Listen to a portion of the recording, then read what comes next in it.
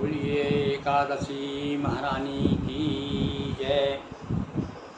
पंडित गिरिमोहन गुरु हर माह की एकादशी कथा हम आपको सुनाते आ रहे हैं और आज एक ऐसी एकादशी कथा सुनाते हैं जो सब एकादशी में श्रेष्ठ है और जिसका एक बार व्रत करने से पूरी जितनी वर्ष भर की एकादशी का फल प्राप्त हो जाता है।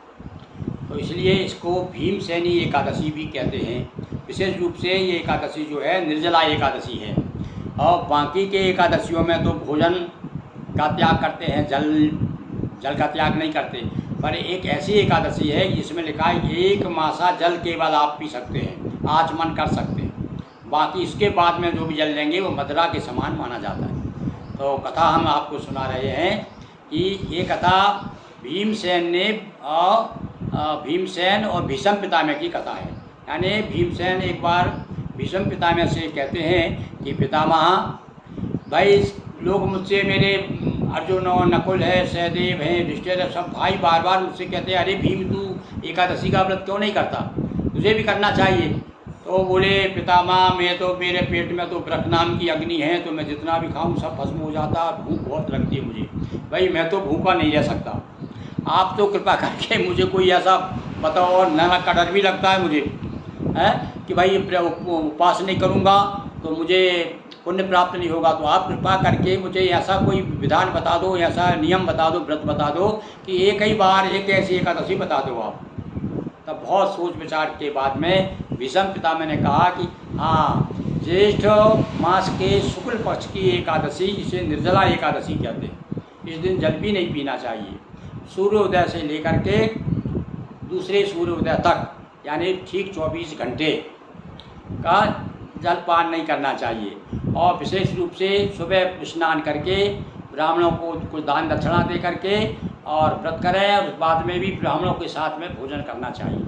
और बताया उसमें कि भाई आपको जो है इस दिन जो है एकादशी पर निर्जल उपवास तो करें, पर स्नान आचमन जल का निषेध नहीं है, पर कहा निश्चित तो नहीं जल का, पर क्या है कि मासे भर स्वर्ण का दाना जिसमें डूब जाए उतना ही जल आचमन करना चाहिए। यानी मासा 12 मासे का एक तोला होता है, यानी कहना 12वां अंश तोले का मतलब कितना, एक आचमन कितना होता उतने जल आप ले सकते हो उस दिन, और बाकी का जो है मदिरा के समान, ऐसा कहा गया है। और विशेष रूप से बार बार विशेष कह रहे हैं वो भीष्म पितामह कि दोनों पक्षों की एकादशी में भोजन ना करे, और ज्येष्ठ के शुक्ल पक्ष की एकादशी में जल भी वर्जित है। इसका व्रत करने से जो फल मिलता है सुनो। हाँ, निर्जला एकादशी के व्रत का फल क्या है वो सुनिए। कौन कह रहे हैं? ये भीष्म पितामह भीमसेन से बता रहे हैं। सब तीर्थों में जो पुण्य होता है वह सब दान करने से जो फल प्राप्त मिलता है वह फल एकादशी का व्रत करने से मिल जाता है। उसी दिन से भीमसेन ने निर्जला एकादशी का व्रत किया, इसीलिए इसका नाम भीमसेनी एकादशी पड़ गया। तो इसलिए हे भूपाल, इस प्रकार सब पापों को दूर करने के लिए पूर्वक इसका व्रत करना चाहिए। हे देवेश, अब भीमसेन जब कहा तो भीमसेन कहता है हाँ मैं आज इस व्रत को करूँगा। केशव भगवान को क्या करें इस दिन? केशव भगवान को प्रसन्न करने के लिए आचमन के सिवाय एकादशी के व्रत में दूसरा जल ग्रहण नहीं करें, इस प्रकार नियम करना चाहिए। इस प्रकार से जब बताया भीष्म पितामह ने तो ठीक भीमसेन ने उसी प्रकार से किया।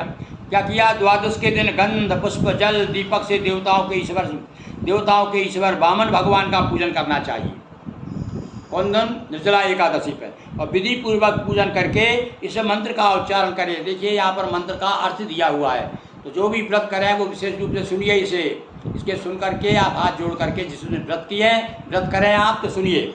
हे देवताओं के ईश्वर, हे इंद्रियों के ईश्वर, हे संसार शब्द से पार करने वाले, जल से भरे हुए कलश के दान करने मुझको परम गति दीजिए। और भैया उस दिन व्रत के बाद में जल से भरा हुआ कलश जो है उसका भी दान करना चाहिए।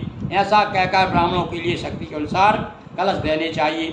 और इस प्रकार से जो व्रत करेगा पाप उसके सारे पाप दूर हो जाएंगे, और सब पापों को दूर करने वाली इस एकादशी का व्रत करता है वो सब पापों से छूट करके परम पद को प्राप्त होता है। इसलिए इसका नाम एकादशी रखा गया भीमसेनी, क्योंकि भीमसेन ने इस व्रत को किया था, और इसलिए किया था कि उससे दूसरे एकादशी का व्रत नहीं बनता था, भोजन नहीं त्याग सकता था वो। तो इसलिए देखिए कैसा विधान बताया कि भैया यदि आप किसी कारणवश दूसरे जो 11, 12, 13 वर्ष भर में जितनी एकादश धर्मा 2 आती है और लौन का महीना 2, 14 हो जाएगी, तो यदि आप ना कर सके तो एक निर्जला एकादशी व्रत करने से सारी एकादशी व्रत का फल आपको सहज ही प्राप्त हो जाता है। बोलिए एकादशी महारानी की जय।